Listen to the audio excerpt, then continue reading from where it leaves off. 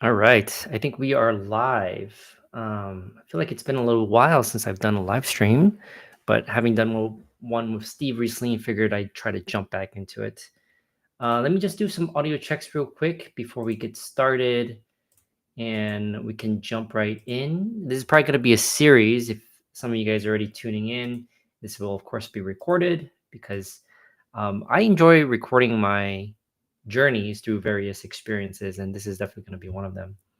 All right, let me do my audio checks. Audio checks look good. Okay, I think we can go ahead and get started. So, thank you guys for joining. If you're joining, this is more, I wanted to do an actually recorded video, but I figured live streams are the least effort. It's going to be a vlog series, so I don't care to overly produce it. I'm just going to talk about my experience, which is going to be over the next 2 months of going through this CNA slash HHA slash PCT program. And I do have some bullet points on my screen that I just want to make sure I cover in this video so I don't ramble, because I tend to do that, about just my experience. I'm going to start off with the purpose. I think some of you guys who have followed me on LinkedIn are already aware that I am pursuing CNA training because I will be taking care of my grandma. I am taking care of my grandma full time. She currently resides in a nursing home, though. I usually go visit her a few times a day. And then the goal is to have her eventually move back in with me. And so the CNA training is going to really make sure I am well prepared to be able to tend to her needs and provide the best care that I can give. So that's the general purpose of going through this training. Let's move on to another point. So this part's going to be somewhat of a ramble, but more so give background context into CNA programs as a whole. So I know that there's a lot of people out there that are interested in these types of programs. Before I ultimately landed on this, I've watched a ton of videos just about the experience, what you do, what you learn. So this is going to be one of those videos. So primarily targeting those who are interested in CNA programs and what the experience is like. So the first topic I want to talk about, maybe I'll share a couple quick topics high level so you have an idea of what I plan to talk about in this video. Number one is nursing programs overall, just different nursing programs I looked into, CNA programs I looked into, practicing in the hospital as a CNA, the student demographics in my CNA cohort, which is about 12 people, and then the learnings that I've had so far. Today was day 3, and I actually just got back. I usually go to class in the morning, and then I go visit my grandma, and then I come back home, and I just got back home. And so today was day 3, and I'm going to talk a little bit about day 1 to 3. So that's kind of the plan today. And then I'm going to try to do maybe one live stream a week over the next like 6-7 weeks about my experience as a CNA for those who are interested. Okay, so the first thing is nursing programs. I was strongly considering on getting my RN license when I first looked into this. I wanted to make sure that I was fully capable of doing all the things my grandma would need if something needed to be done. So I looked into that. I looked into LPNs, which is pretty short. It seems like somewhere between could be as short as 8 months, maybe more so on average 12 I saw to 18 months. And you can't get an RN license, but there are LPN to RN licenses, but you can do many things that nurses can do. And it seems like a lot of places hire LPNs. Many of the places that I have seen, both hospitals and in nursing homes especially, a lot of them are LPNs. Then I looked into the two pathways that are commonly done to get to nursing, which is an associate's degree in nursing, or ADN, which is 2 years, or a BSN degree, which is your typical bachelor's in nursing. There's a nuance to that one. There's another type of BSN, which is like an accelerated BSN. Those are typically for people who already have a bachelor's, and it's a super fast program. It's usually about 12 months to 18 months, it appears.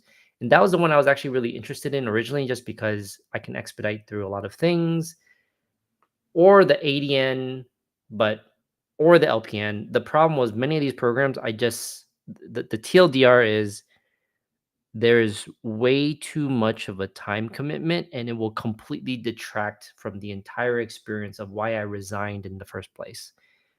I will be spending more time studying and doing this than spending time with grandma and taking care of her. So ultimately, LPNs, ADNs, BSNs, any type of pathway towards that, to me, ultimately, I thought was not a good idea. A CNA seemed to be the best solution. There's various programs out there. Maybe this is a good segue as well. Then I started looking into CNAs. CNAs, many of them spend the most time with my grandma in the nursing home. And I wanted to do the things that they were doing to make sure I can give her the care that she needs when she comes back to live with me. So, looking at CNA programs in general, it seems like there's a lot of different flavors out there. CNA programs, I'll talk about a couple things. It seems to be regulated at the state level. And on average, the things I saw was that they usually are about 75 hours of didactic training. Could be online, could be in person, could be some type of hybrid, or something like that. And then you usually, in Florida, I see a lot more like 40 clinical hours that are usually appended on top of that. You don't need it, but I see clinicals offered as an opportunity as well. So, but usually you see programs that train CNAs have on average about 75 to 80 hours of training. The length of the program is very interesting. I've found a lot of programs in the area I'm in right now, which is in Tampa, and they range as short as like 4 days, which is absurd and crazy to me, to the one I'm taking, which is probably one of the longest ones I've seen, is almost 2 months. It's probably like 7 weeks or so. But if you add on clinicals, it probably will add up to like 2 months. So the length varies a lot. And again, going back to my purpose here, I'm trying to make sure that I can refine the skills that I need in terms of the hands on things I need to take care of someone and all the typical things you need. And someone asked me this recently, like, what exactly do you do as a CNA?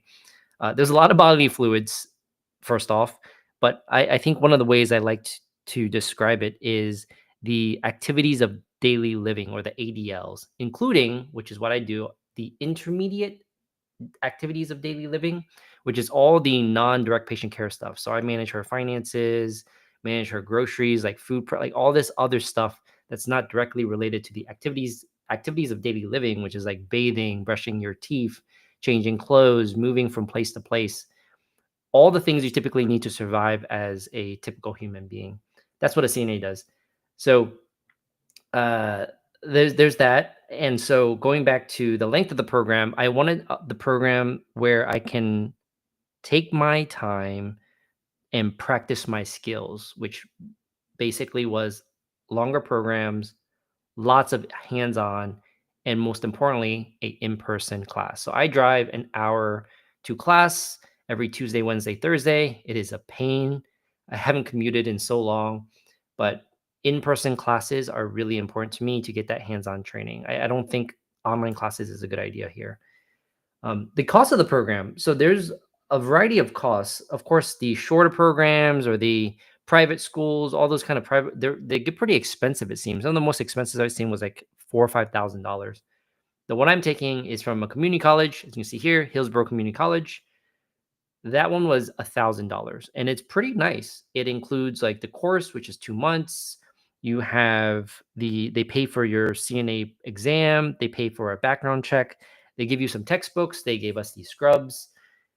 It's I think it's pretty worth it. And today I found out that half the students in the class actually got a scholarship. If you go to HCC, which is Hillsborough Community College, you actually get a scholarship to attend this for free if you're on the like healthcare track, which is kind of crazy. But I wish I would have known that before.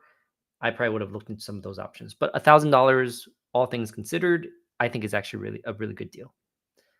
So that's CNA programs in general. Obviously, I'm not going to go out of state or anything to pursue the best CNA program out there or best CNA training program. I'm not going to do that. I need something local that is very accessible so I can make sure that I still spend time with grandma. So that's that. The next thing is practicing in the hospital. One of the CNAs I talked to, and I think I know all the CNAs at my grandma's nursing home. One of the guys there told me like, hey, if you ever consider CNA, I told him that I was going to do my clinicals in the hospital. You should look into something called a patient care technician. It's kind of surprising having worked in a hospital for so many years. I don't actually know what these roles are, and I'm learning so much about them, including like the nursing roles. Like I had no idea of like what the pathway of a nurse was, or what a CNA was, a home health aide, which is HHA. I'll get a license for that too, or what a patient care technician was, or PCT. Now I do. So I think in hospitals, it's much more common that you are licensed as a CNA or certified as a CNA. We don't get licensed, it's a certification as a CNA. And then you get a little bit more training to work in a hospital. So it's almost like the CNAs in a hospital setting is a patient care technician. It doesn't seem like there's a strong definition out there that I found, but that's how I kind of view it. It's just people with CNA training that work in a hospital. In the hospital, you typically have additional responsibilities. Many of the PCTs that I see in the hospital have additional certifications in like reading EKGs or doing phlebotomy. When I initially looked at this, I was like, there's no way I'm going to do PCT because I faint at the sight of blood. So phlebotomy was like completely out of the question, and I did not want to do that. The HCC does have a patient care technician program, and I almost considered it. It was 8 months long. We would be doing like 30 IV blood draws, and I was gonna do it, but thank goodness I did not. I did not register in time for the class, thankfully in some ways, because I don't think I can do that. So in alternative, let me actually share my screen now. I did find a course online. So surprisingly, many patient care technician courses is online. So I'm taking one right now from US Career Institute. I did a little bit of research on this. This was actually pretty good.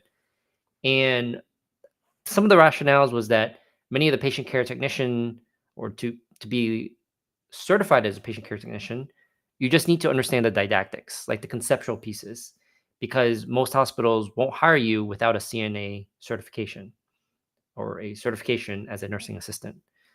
So this was purely just knowledge learning. There's some skills in here, but I believe once you go through this course and then you get the certification, you're certified as a patient care tech. But if you want to work in a hospital, you will still need to get certified as a nursing assistant. But anyways, this was pretty good. I thought it was very interesting. A lot of it was fairly basic, a lot of review, of course. The only new things that I'm learning in both this course, maybe more so in the CNA versus the PCT course, but there's a lot of overlap, are the nursing skill sets. So the different procedures that you actually perform on a patient. In pharmacy, we have a lot of didactic training, and like the obvious one would be like compounding, IV room, stare room, like all of that kind of stuff.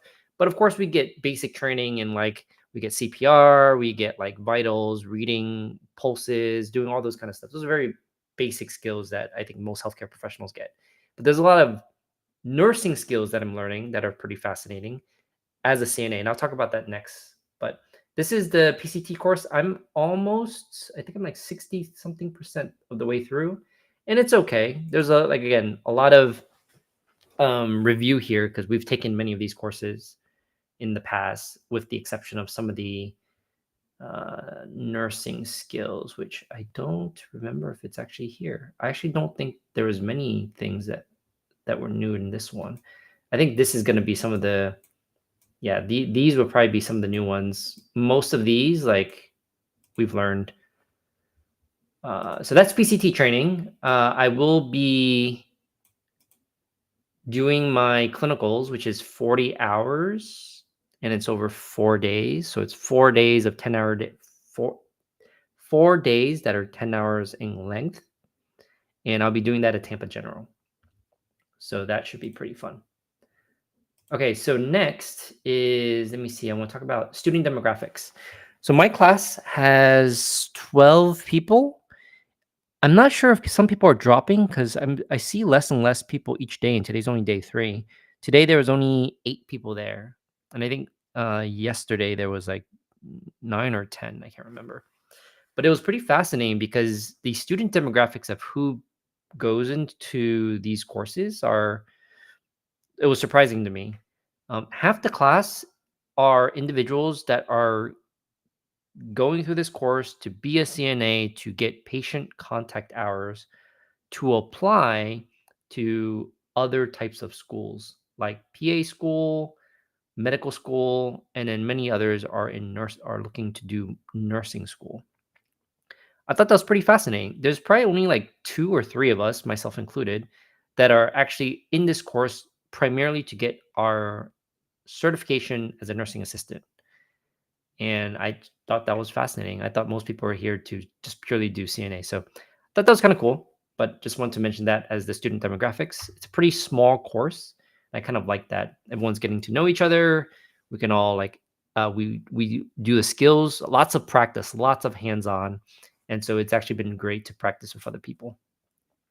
So I'm gonna wrap up this video by just talking about some of the learning so far. And I think I actually enjoy the CNA course much more than the patient care technician course because of all the hands-on that we get. So again, today is day 3. Day 1 was primarily orientation, but we did get to practice some things like ambulating patients and then walking with the cane. Like these are all very almost common sense things that you would expect anyone to be able to do, which is probably very true. What I appreciate in learning these skills is doing it in a very safe way, especially when patients are sick, they are hurt, or you have high risk of causing an infection because you didn't wash your hands or you did things in a way that just would cause some sort of harm to the patient. And I appreciate some of those skills because I've had to do many of these things actually for my grandma. And in some of them, I realized that there is probably, and it's not probably, there are better ways of doing it. And I appreciate the learnings from that. And both like ambulating, especially, I was using a gait belt before when I first came back down to Florida. And I realized I was doing it wrong actually. So that was actually good. That was day 1 though. Day 2, I actually had a lot of fun. Most of the day was actually spent on learning and practicing the range of motion or ROM. So we learned how to let me take a step back. So the purpose of doing this is like a lot of patients, they may be bedridden, and we want to make sure we prevent stiffness, muscle weakness, just like muscular atrophy. So they teach us these sets of skills to perform on patients so they can have their muscles contract and then relax so they can actually still be kind of in use, even though they are bedridden. So on day 2, which was yesterday, we learned how to do ROMs of the shoulder. That was pretty fun. We got to practice on mannequins. Some of us practiced on our classmates. We did the elbows and the wrists. That was pretty cool. This is all on the bed. There's like specific procedures they teach us. It's actually very similar to pharmacy school when they teach you to do things like knock on the door, close the door, have the privacy curtain closed, introduce yourself. Um, there's a strong emphasis on hand washing, which is great. Good infection control. There's a lot of like checking the patient, making sure you ask for like identifying information, patient name, date of birth. ID wristband.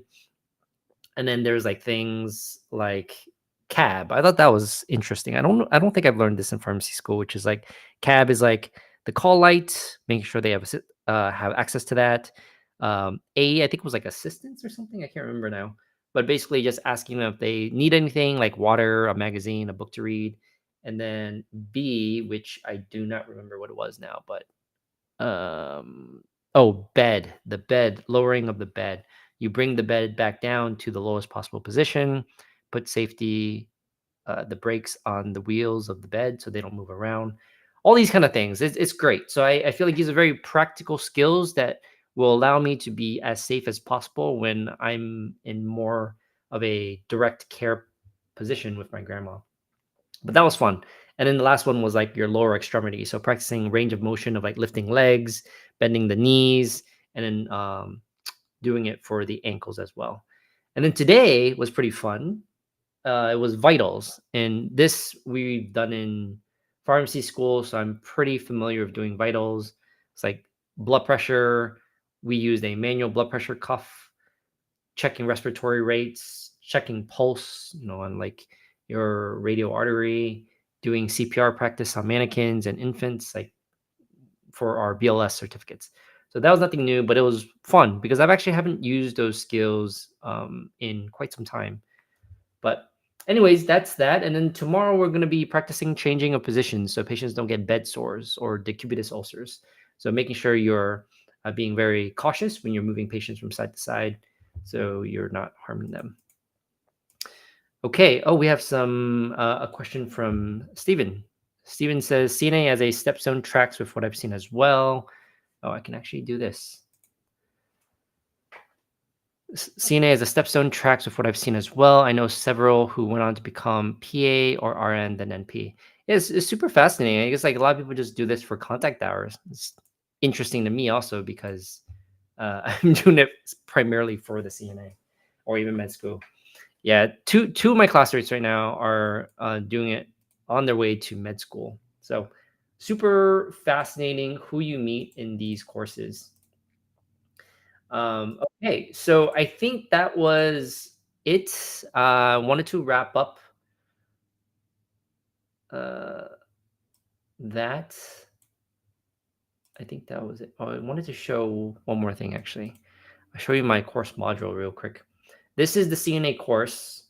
Um, Here is the chapters. Again, this was actually new, very interesting to me what you learn about. Like, here's like this is like the most basic you can get, just like basic terminology and nurses in nursing home, the long-term care, skilled nursing facilities, rehab, things like that.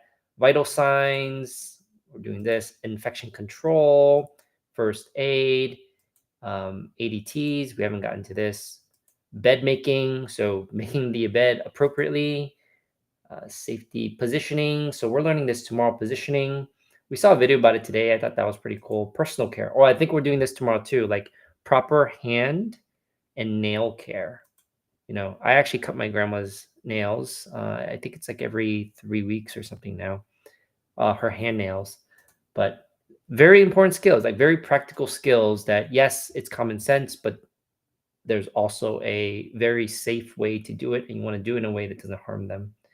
And then you have a lot of didactics. So I think a lot of these would be fun, like a lot of review, GI, GI, urinary, reproductive, integumentary, respiratory, nervous. Like I'm actually surprised of how much you learn in this. And then the course, I forgot, they gave us an entire book.